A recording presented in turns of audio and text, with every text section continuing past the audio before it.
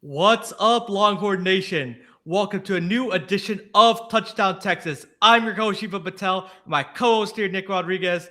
We were on a little bit of a break, so we apologize for that, but we are back. I hope everybody's enjoying their holiday season. We are 1 week away from Texas and Michigan. Nick, how you feeling, man? Feeling excited. Yeah, it's been a little bit since we've been on. Haven't played a game in a little while since around Thanksgiving, when we played A&M. So pumped to be back, talk a little Michigan, talk a little Texas football news. So good to be back for sure, right before the holidays. For sure, and be sure to follow us on our social media channels at touchdown_Texas, and be sure to like and subscribe to our YouTube channel. We did a TikTok live on Saturday. We'll be doing in and out some TikTok lives as the quarterfinals are getting very close of the college football playoffs. But Nick, tell the audience, what are we going to be talking about today? Talking a little bit about our new defensive coordinator, Will Muschamp, some of the other moves that have come in, about some of the transfers that have left.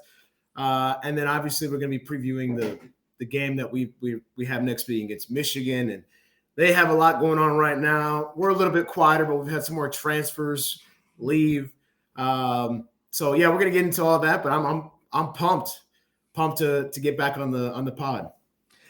Definitely, and this is your place to be because the portal doesn't open up until January 2nd, but we've already started hitting rumors of who the Texas Longhorns are going to go after. After the bowl game, there's going to be another list of players that may leave our program, but also declare for the draft. So it's an exciting time to be a Texas Longhorn.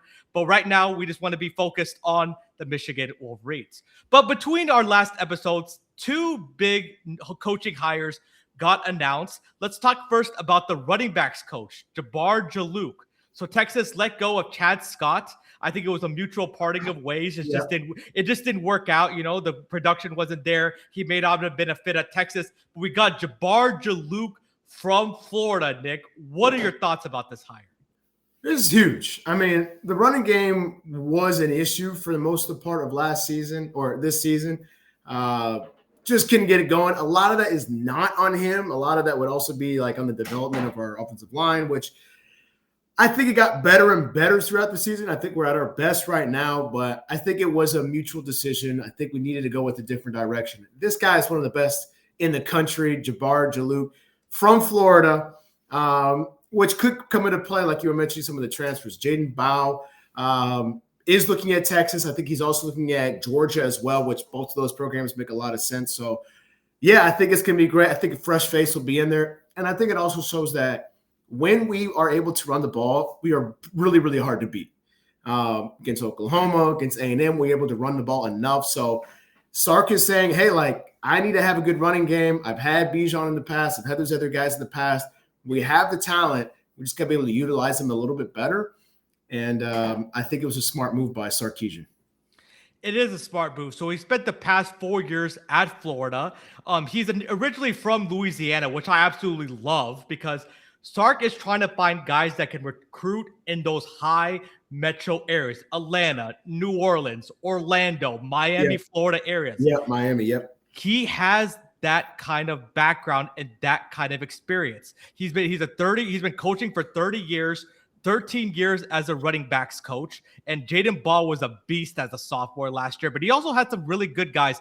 Etienne's brother from the Jaguars, Montrell Johnson. So he's had some really good players that he's coached. Also, he was with Billy Napier at Louisiana as well. So he's been all around. He could really, really recruit, and he teaches the running backs a specific style that he has of using the physicality in the running game. That's what he preaches to his running backs. And also, he teaches them how to effectively hit the hole and how to use their offensive linemen as leverage to be able to find positions to take advantage of the defense.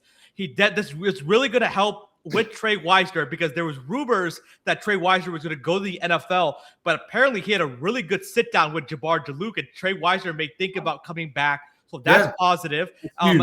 And we also we're going to be courting Jaden Ball from the portal. Let's see where that goes. Florida is fighting tooth and nail, obviously, to keep him. Like, why wouldn't you if you're Florida? So we'll see what happens.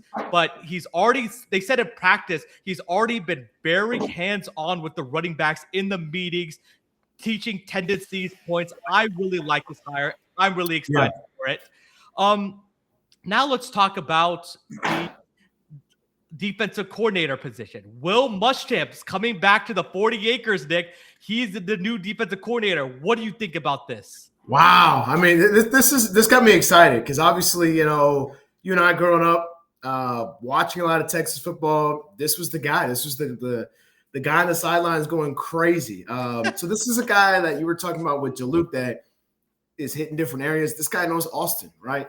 He knows the SEC. He was a head coach of South Carolina. He was just under Kirby for several years. I think he's been at LSU before. Like, he's been around the SEC for a long time. He's an awesome defensive coordinator. I like PK. I'm not going to put everything on PK, but this guy is going to be aggressive.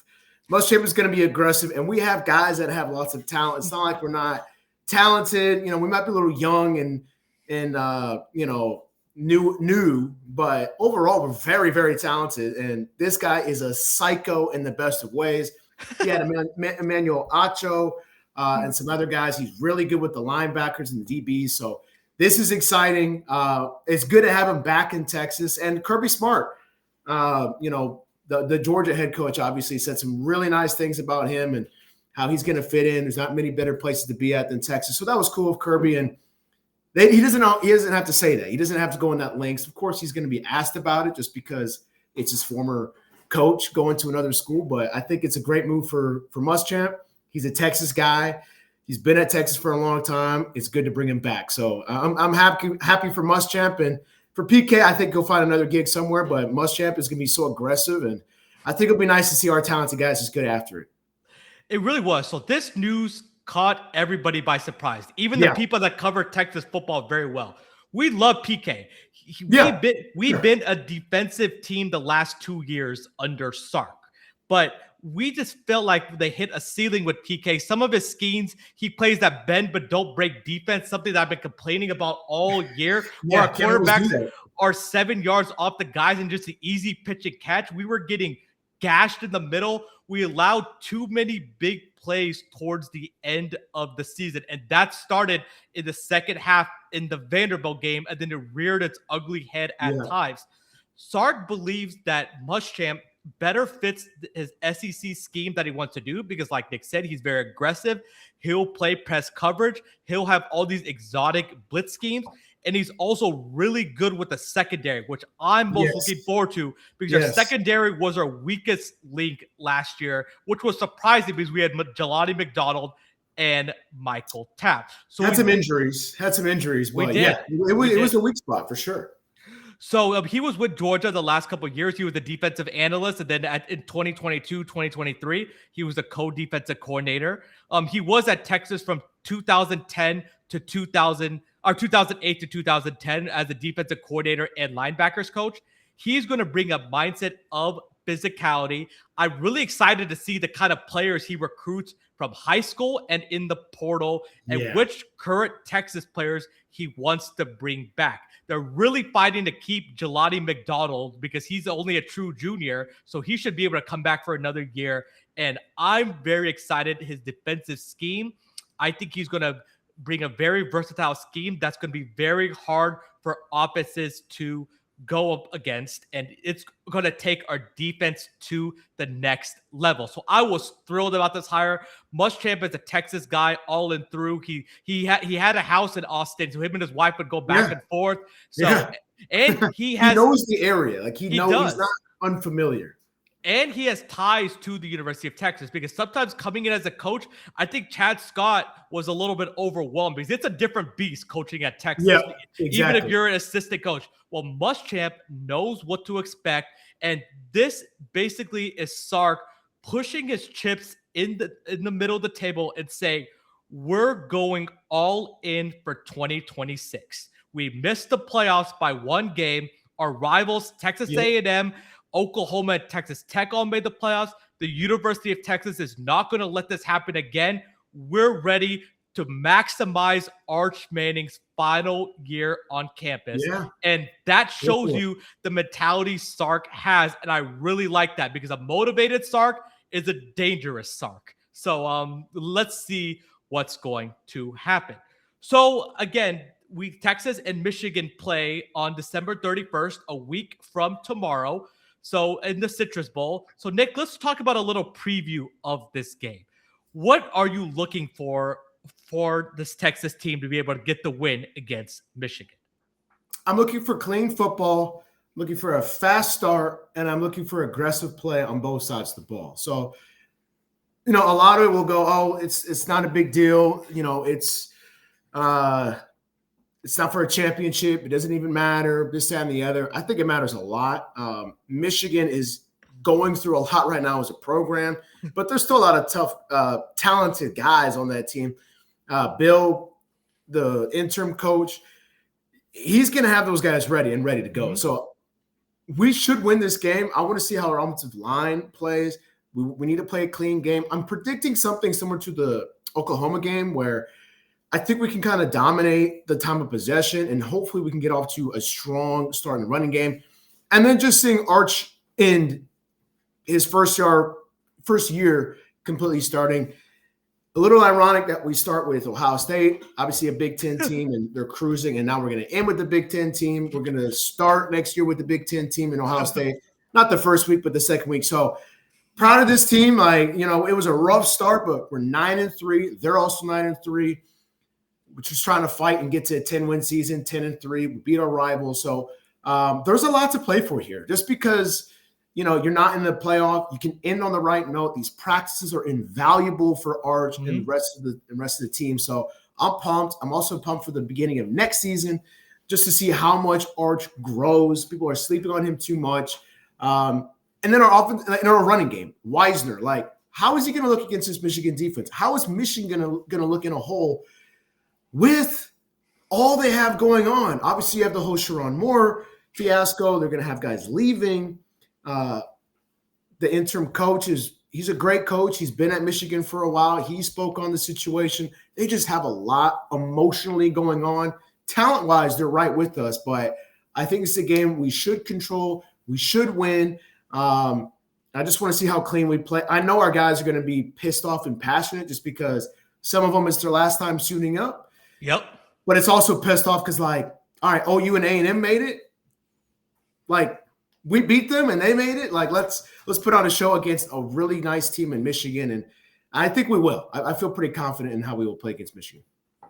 I am pumped from this game because I think this is the best game of the bowls that is in the non-playoffs. Yeah, and Michigan was one game away from making the playoffs. If they had to just beat Ohio State the last game of the season, Michigan at 10-2. Would have been in the college football playoffs. So this is a very talented team. Before I go on with my preview, I just want to read out the players that are not going to be playing for this game. Either they intended to transfer or they're opting out of the Citrus Bowl. Of course, CJ Baxter, running back, Aaron Butler, wide receiver, Jared Gibson, running back, Melvin Hills, defensive lineman, Leona LaFau, linebacker, DeAndre Moore, wide receiver, Trey Owens, quarterback, Ricky Stewart, running back, Will Stone, kicker, Connor Stroh, offensive line, Derek Williams, safety, Santana Wilson, quarterback. Other than the Texas players opting out of the Citrus Bowl that are going to the NFL draft, Ethan Burke, Jalen Gilbo, Anthony Hill, Trey Moore, Malik Muhammad, and Michael Taft. Michigan also has some talented players that are going to be opting out. Their star defensive end, Derek Moore, most likely is going to be opting out. Giovanni Al-Had is also their offensive lineman, is going to be opting out. I'm going to be looking at to see how this Texas offense is able to move the ball against this Michigan defense. They're really talented, but I would like to see us gash them through the ground. That's what we need to do. Let's see if Trey Wisner can have a big game. Let's see if Arch Manning can continue to build off of what he's been playing really well since the second half of the season, have a big game. And then our wide receivers, can Ryan Wingo have a big game so he can have that next step for next year? Edmund Mosley, since he missed the first 4 games of the year, can he take a really big step in preparation for next year as well? Jack Andrews is going to be playing most likely in this game because he's still making the decision whether he wants to stay at Texas or go to the NFL draft. I think they're going to feature Andrews. He might have like a 115-yard game. So I just want to see offensive execution, no penalties, and us running the ball really well. On defense, I want to see us get after Bryce Underwood. Of course, not a lot of quarterbacks are good under pressure, but he has not significantly been really good. His footwork gets a little sloppy. In my opinion, he takes too many sacks that he should not have. Michigan is a run-first team. We need to stop Justice Haynes. We need to stop their running backs because that's what gets their play action going, and Bryce Underwood's able to feast. If we make Bryce Underwood throw it 40 times, Nick, he's only a true freshman, but he is a little turnover prone. So I want us to create havoc on their offense. He has really good wide receivers. Andrew Marsh, he's from Katy, Texas, then McCulley. But Michigan is a run-focused team. I want to see us get pressure and make Bryce Underwood turn the ball over. Nick, for those Texas fans that are not familiar with Bryce Underwood, tell us a little bit about him and how do you think the Texas defense is going to defend him? Well, like you said, they're a running team first. Michigan will always be a running team first. Ask any of the recent Michigan quarterbacks, J.J. McCarthy, any of those guys that they run the ball. They have really good offensive linemen. But Bryce Underwood is a freak. Like, he's huge. He's athletic. He can run himself, and he can throw the ball down the field. So he's a young guy, similar to Arch. Of course, Arch has been at Texas for longer. This dude's a true freshman. So this is not the true Bryce Underwood that you will see in a year, 2 years, 3 years, 4 years when he's off in the NFL. This guy's very athletic, and similar to Arch, he has gotten so much better week after week after week where he can win you a game. He can make a game-winning drive. The guy's big. The thing with Michigan that's interesting with him is he going to stay, right? There's all these contract negotiations with him, which is ridiculous. Even Arch is taking a pay cut, which is great, but that's so weird with college football. But I think Bryce Underwood will stay, but there will be suitors for him as well with the mess that's going on at Michigan. So very, very talented guy. I mean, he's a starting quarterback at Michigan and really not the typical guy that they usually have. It's usually a guy that's more of a, run first. This guy can really do it all. It's just that development, right? And we even saw with DJ Lagway, who's transferring out of Florida, where I still believe in him. Like, he just needs some time. He needs to be in a good system and develop into a guy because he got forced into it right away and got beat up. So, hopefully we can bank on his youth, and our youth will shine that. Arch, I think, is a better player than Bryce Underwood, has been taking care of the ball a little bit better than Underwood. So we'll see. It's going to be a matchup. But this kid is talented. Don't be fooled just because Michigan's going through something that he can't go and win the ball game for them. So it's going to be a good one for sure. He is very talented, and he was the number one recruit in the country, just like Quinn Ewers was. LSU. Yeah, exactly. So let's see. They said that Bryce Underwood, there's no buyout money. They don't owe him any more money, so he can leave if he wants to, which is absolutely so weird. Crazy. But he is from the Detroit area. I think he lives like 20 miles from campus, and I think he should. But let's see. He is a talented quarterback. Just like Quinn Ewers went through lumps as a freshman. This guy went through a couple. He's played really well in games. He played well against USC. It's just his defense couldn't stop USC. Yeah. He played well against Michigan State. He's had some really good games. And Ohio State game, I don't really blame him. Ohio State was a really good defense. It was snowing. It was just a bad weather. But this guy can really get it going. And Texas fans, we're going to see him because when he's a junior, he's going to be coming to Austin to play. So we're going to see this guy two times in the next couple of years. But I just think that we need to take advantage of his youth and force him to commit turnovers. Let's talk about Arch Manning. So my expectations for Arch Manning is I just want him to continue to operate the offense really well, take care of the ball, go through his reads, make accurate, catchable throws, and also use his legs a little bit more. I think they needed to use his legs more throughout times during the season, and I just want Arch Manning to continue to progress and take steps as the Texas quarterback.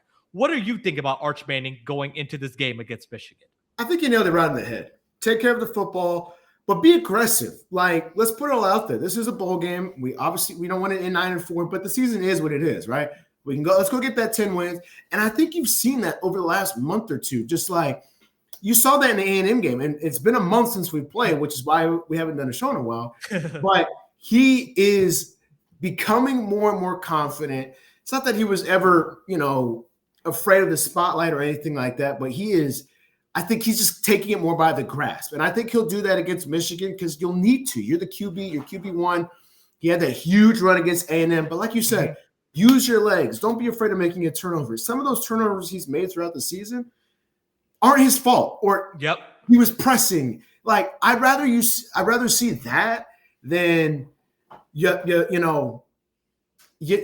got to take a chance. That's my point. You got to take a chance in some of these bowl games. If you're going to win national championship eventually, you got to take a chance. And this is a big game. Texas has scheduled big game teams over the last 2 or 3 years. Alabama, Ohio State. We get Ohio State next year. The year after that, we get Michigan. So it's big game hunting. I think he's gotten more comfortable with that and making big plays.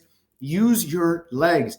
Against A&M, the running game was crucial, and Trey Wisner popped off. But the reason was that is because Art started not even design runs, 3rd and 5s, 4th and shorts. He was starting to run, and that really opened up the offense. So I think that's going to be huge. He's become more comfortable. I'm so excited to see him play against Michigan one more time. We get him one more time this season, and then next year we get him next year. So super excited for the kid.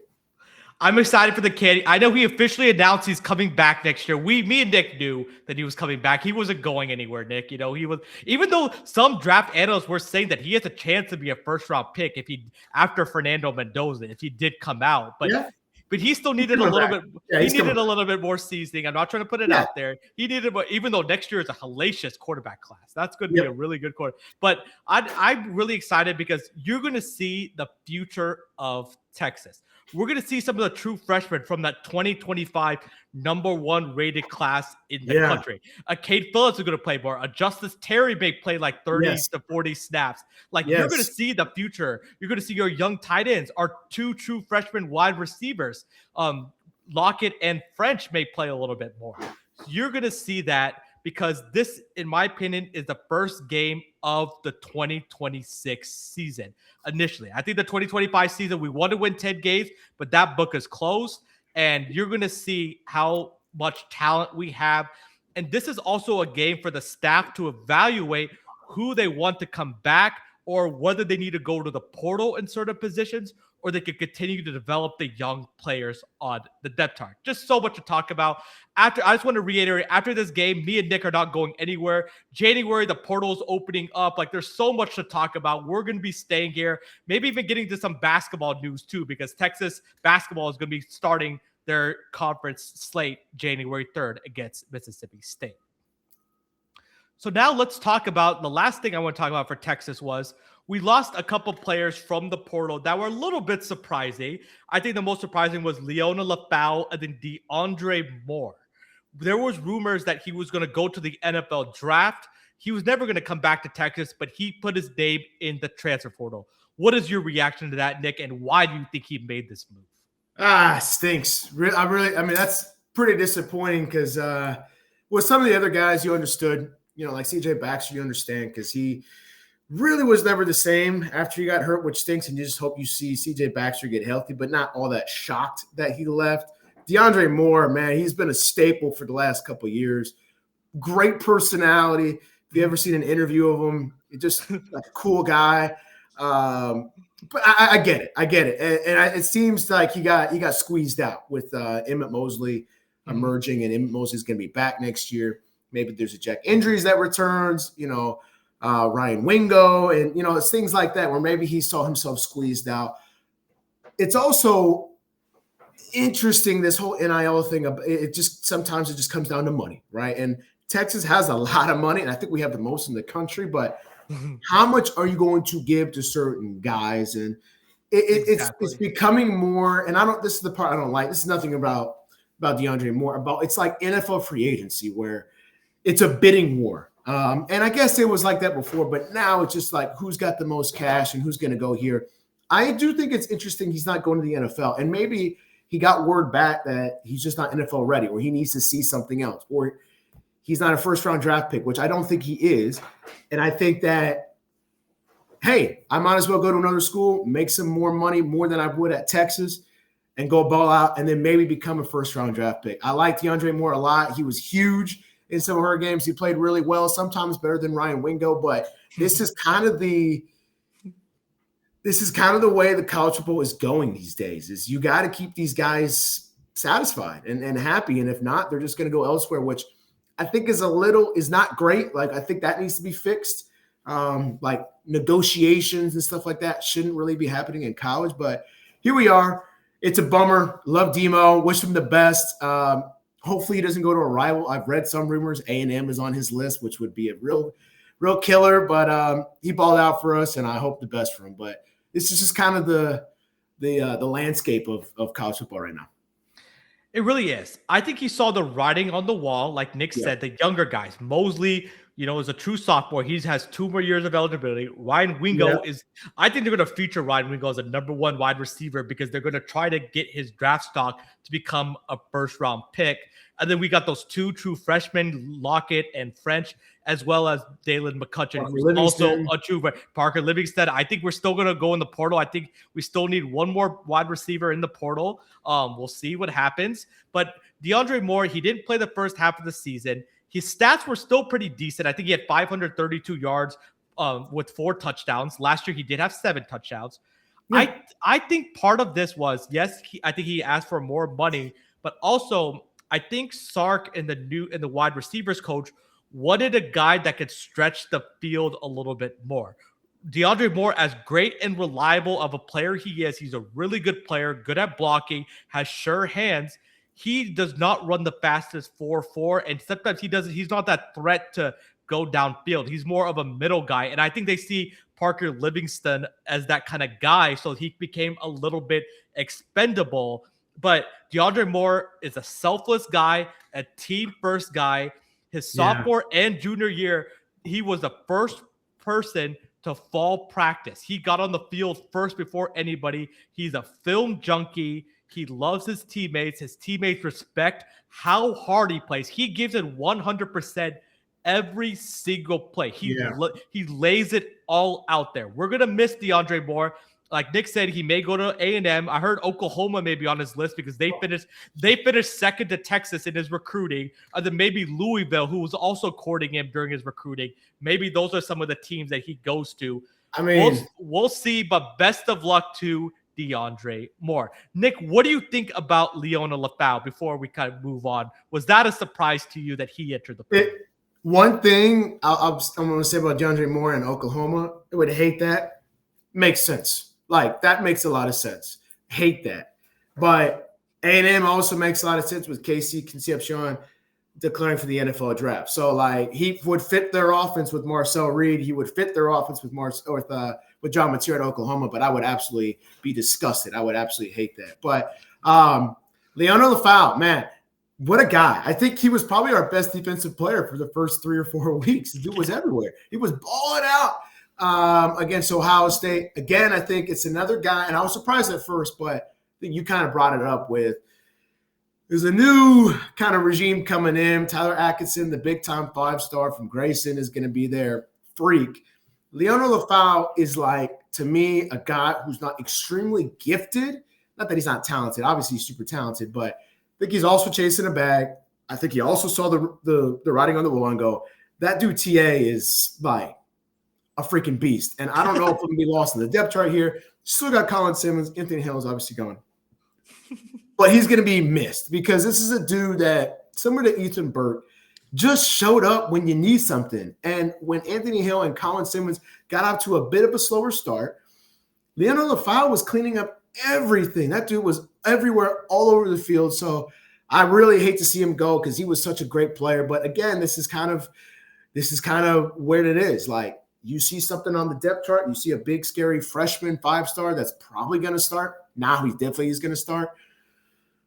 It's time for you to go, and maybe you go to another contender, maybe Alabama.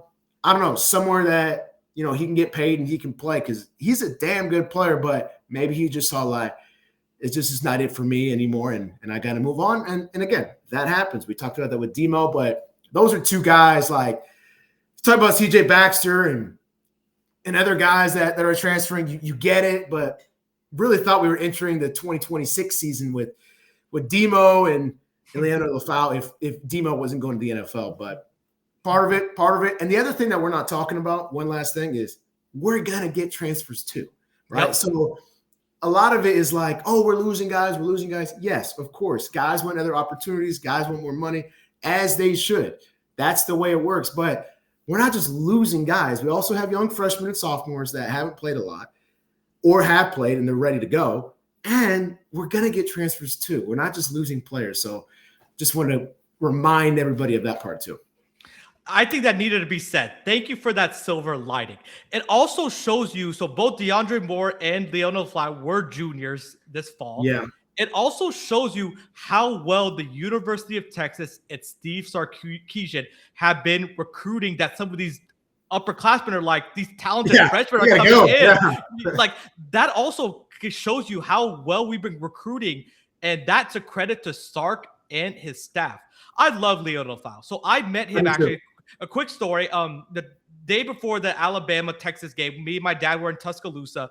We found the Texas hotel the night before in Tuscaloosa, and I actually have a picture with Leonardo Lafau, and he was a super cool dude. He knows I'm Indian. He's like, I love Indian food. He's just a great guy. Like he is a great guy, and he's another guy, a great locker room guy, plays hard for the University of Texas. He's always at the right place at the right time. He's a sure-handed tackler. He's a smart, cerebral player. His smartness overcomes some of his traits, deficiencies that he had. And he was big. He was one of our better linebackers because Anthony Hill started the season kind of slow. So his production was huge for the University of Texas. Oh, yeah. I'm going to miss him. He was absolutely beloved in the locker room. Everybody loved him.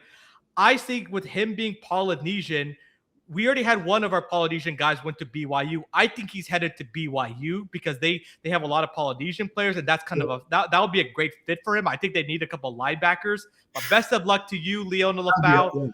We're definitely going to miss you. But with that said, Nick, I'm salivating at our linebackers for 2026. Imagine Tyler Atkinson and Anthony Smith.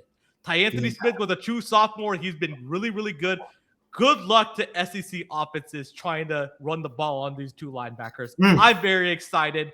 And again, a preview.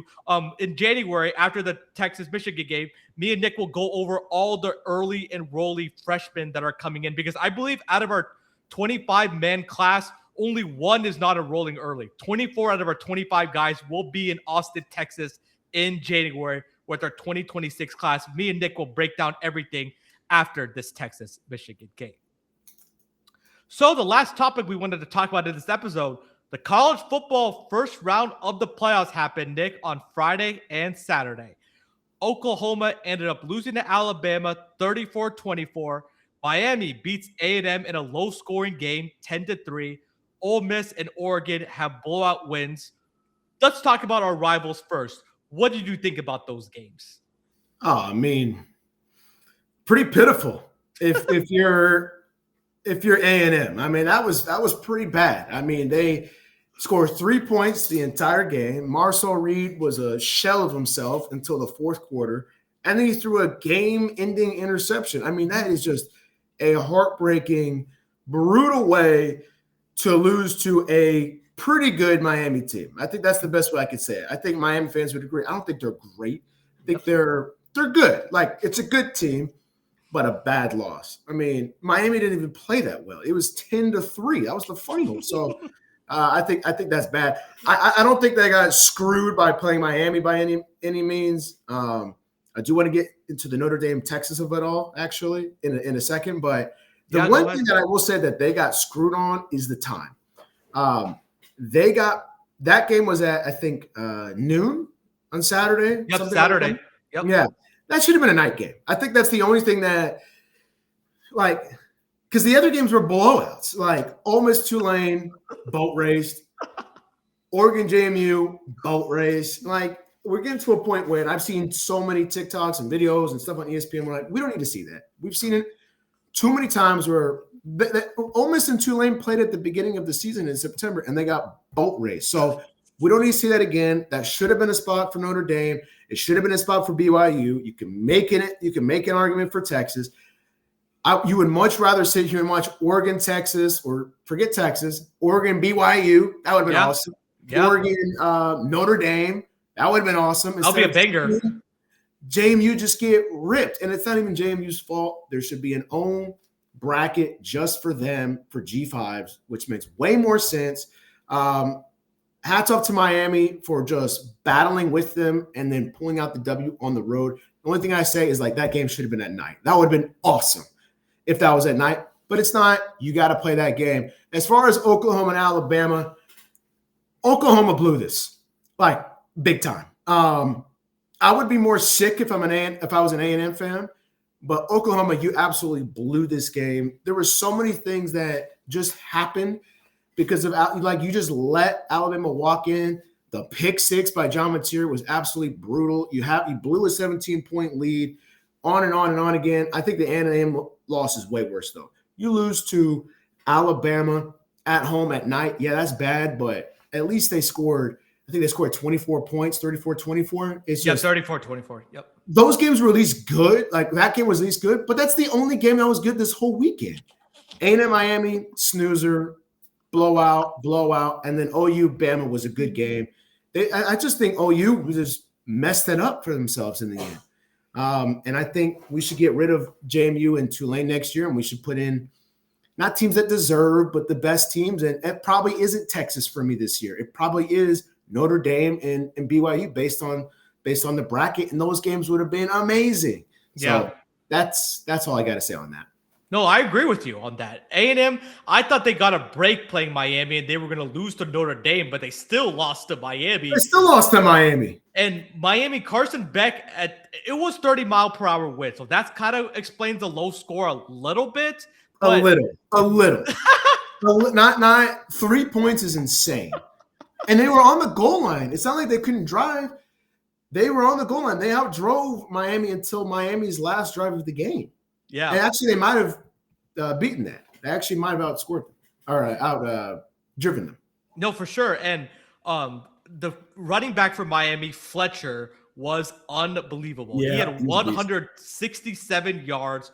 What a great game. They leaned on the running game. They didn't make Carson Beck put the ball in too much dangerous territory because we know he's a turnover and an interception machine. He was 14 of 20 for 103 yards and 1 touchdown. The true freshman, Malachi Toney, overcame that mistake with the fumble, and he had a nice end-around touchdown. But the Miami defense, Ruben Bain, they were getting after Marcel Reed and making life miserable for them. Bryce Fitzgerald had 2 interceptions on Marcel Reed. He made them look uncomfortable, and I think the A&M defense got a little tired of being on the field for so long. But they had a chance, and I was saying that last drive, Marcel Reed should have just taken off and ran instead of just trying to step back and throw it because the throwing lanes by the end zone were already so clogged. He could have made somebody miss. They would have scored a touchdown, and I believe A&M would have won if that game went into overtime. So that was a bad loss for A&M. First real season that they've had since their national championship year in the 1930s, and they lose in the first round at home. Back to the Oklahoma game. So Oklahoma came out of this game guns a-blazing. They were up 17-0. Mateer looked like Fernando Mendoza out there. He looked like not young Mateer, but early season Mateer, who was a Heisman favorite. Exactly. October. He was throwing the Burks. He looked unbelievable. Yes. What really hurt them was that dropped punt. Then Mateer's interception. That's what I mean. And Alabama was able to get some momentum going into halftime, but you still shouldn't allow – Oklahoma's defense is good. You can't allow 27 unanswered points to Alabama. Like, you should have looked at the game against Georgia. Alabama's offensive line is pitiful. They have no running game. Right. Jamari Miller doesn't look the same. Ty Simpson has regressed, to be honest with you. Looks bad. And to only score one touchdown in the second half, and then, of course, a field goal to get to 24. Yeah. Oklahoma is going to be living through this a long time. This is going to hurt. This was a game that they had control of, and they let Alabama come back. They let it go. And their defense just got tired, and then Oklahoma's offensive inefficiencies came back to bite them in the most crucial game of the season. And I just want to say, you may not like this, Oklahoma and A&M fans, but you got to ask yourself, is Marcel Reed and John Mateer the answer for you next season? Or there's really good portal quarterbacks. Will they think about making a change? That's something as Texas fans we should watch out for this portal offseason. But I'm just glad that Texas has a franchise quarterback in Arch Manning, because we have our quarterback situation solved. We should be feeling good, Nick, going in to 2026. Well, thank you so much for watching this episode of Touchdown Texas. Be sure to follow us on our social media channels at touchdown_Texas. We had a doozy of an episode because we've been out for a couple of weeks. We talked about the college football playoff, Texas portal entrance, Texas guys that are going to the NFL. We previewed the Texas-Michigan game. Me and Nick will be back after the Texas-Michigan game, December 31st, breaking down everything with that game. But also in January, we're going to be talking about the freshman recruiting class 2026 coming in, all the portal guys that we get in, and then we're going to be dabbling with some basketball. Sean Miller's first season on the 40 acres. So definitely subscribe to our YouTube channel, get notifications, a lot more content coming up. But until then, we'll see you after Texas-Michigan. Hook up.